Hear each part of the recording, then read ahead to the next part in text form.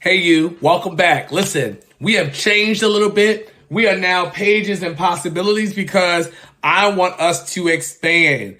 I want us to go where stories inspire dreams, where they spark imagination, where we bring families together. Let us turn the page and let us think about those endless possibilities that happen in every story. So we are moving, and I can't wait to read this story with you today. So let's get started.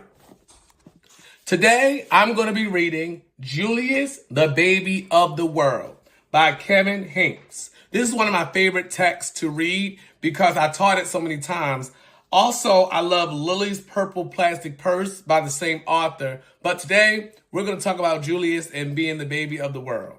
This book is especially good for students that have younger siblings, especially around first and second grade, when they actually have to model things for their younger siblings.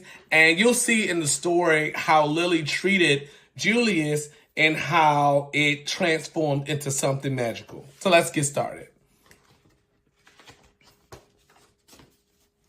Before Julius was born, Lilly was the best big sister in the world. She gave him things, she told him stories, and she sang lullabies to him every night.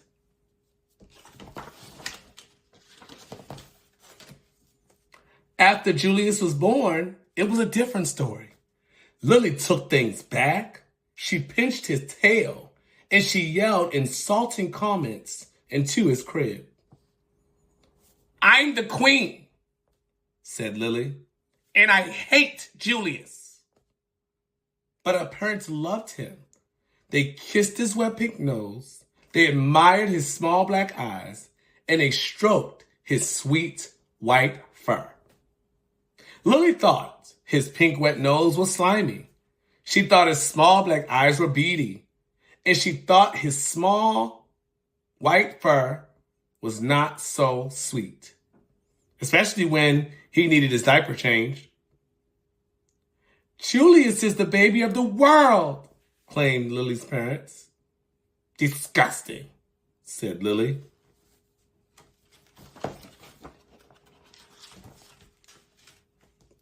Lilly had to share her room with Julius. "After Julius goes away, do I get my room back?" she asked. "Julius isn't going anywhere," said Lilly's mother, and he didn't. He stayed and stayed and stayed. Lilly was supposed to be very quiet while Julius slept. "After Julius goes away, can I talk like a normal person again?" she shouted. "Julius isn't going anywhere," said Lilly's father, and he didn't. He stayed and stayed and stayed.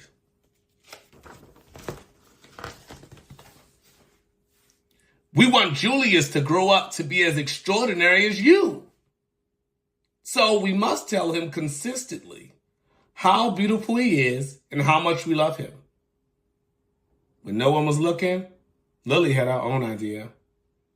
"I hate you. You're ugly."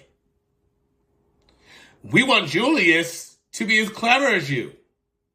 So we must sing him his numbers and letters whenever possible." When no one was looking, Lilly had her own idea.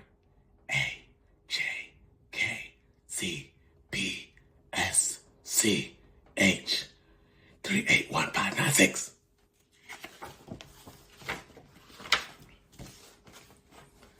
Lilly's parents were more than a bit doubtful about leaving the two of them alone together. Lilly tried to frighten Julius with her nifty disguises. She learned magic and tried to make him disappear. When that didn't work, she simply pretended that he didn't exist. Lilly spent more time than usual in the uncooperative chair. Lilly's parents showered her with hugs and kisses and treats of all shapes and sizes. They even let her stay up 15 minutes later every night. Didn't matter. Nothing worked. "I'm the queen," said Lilly, "and I hate Julius." But her parents loved him. They kissed his wet pink nose. They admired his small black eyes, and they stroked his sweet white fur. Julius is the baby of the world, chimed Lily's parents. Disgusting, said Lilly.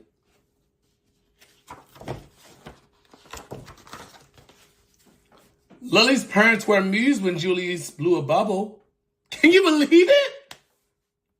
But if Lilly did the same exact thing, they said, let's mind our manners, please.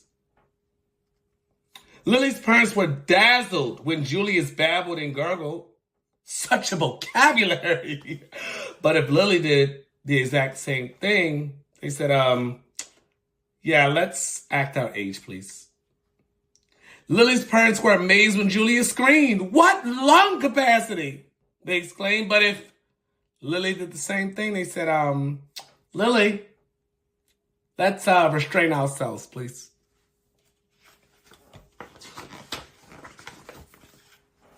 One morning while Lilly was busy playing opera, her mother said, why don't you just put some of that verbal exuberance to good use? Why don't you tell Julius a nice story? He's too little to understand a story, said Lilly. He can understand it his own way, said Lily's mother. Okay, said Lilly, smiling. Julius, the germ of the world by me, said Lilly. Once upon a time, said Lilly, there was a baby. His name was Julius. Julius was really a germ. Julius was like dust under a bed. If he was a number, he would be 0. If he was food, he would be a raisin. 0 is nothing. A raisin tastes like dirt. The end, said Lilly. The story earned her 10 minutes in the uncooperative chair. Lilly, you got to get it together. Lilly warned her friends Chester and Wilston and Victor about babies. Trust me, they're dreadful, she said. She warned strangers about babies too. You'll live to regret that bump under your dress, she said. Lilly ran away 7 times in one morning. I'm really leaving this time, she called. Who knows where they'll find me? The same afternoon, Lilly had a tea party and everyone came. Everyone but Julius.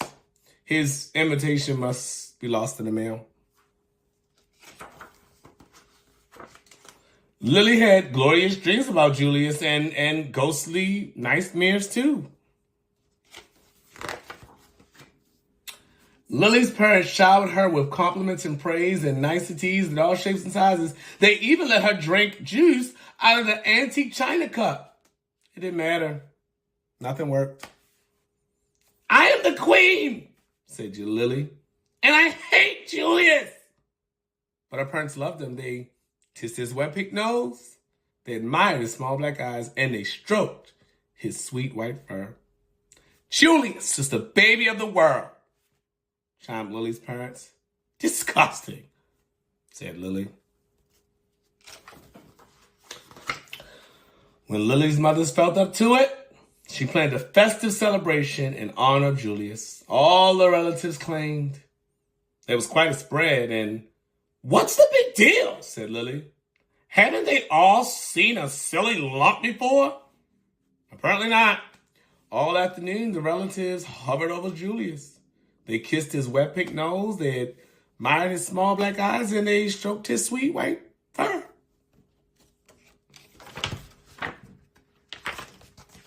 Disgusting, said Cousin Garland. What? Said Lilius. Julius, said Cousin Garland. I think his pink white nose is slimy. I think his small black eyes are beady. And I think his sweet white fur is not so sweet. He needs his diaper changed. Lily nose twitched. Her eyes narrowed. Her fur stood on her head. And her tail quivered. You're not talking about my brother, said Lily. And for your information, his nose is shiny. His eyes are sparkly and his fur smells like perfume. Cousin Garland was speechless. He can blow bubbles. He can babble and gargle. And he can scream better than anyone. Cousin Garland tried to slink out of the room. Stop! I am the queen. Watch me closely. Okay, Lily. Lily picked up Julius. She kissed his pink nose. She admired his small black eyes, and she stroked his sweet white fur. Your turn, handed Julius over to Cousin Garland. Kiss, admire, stroke, Lily commanded. Now repeat after me, said Lily. Julius is the baby of the world.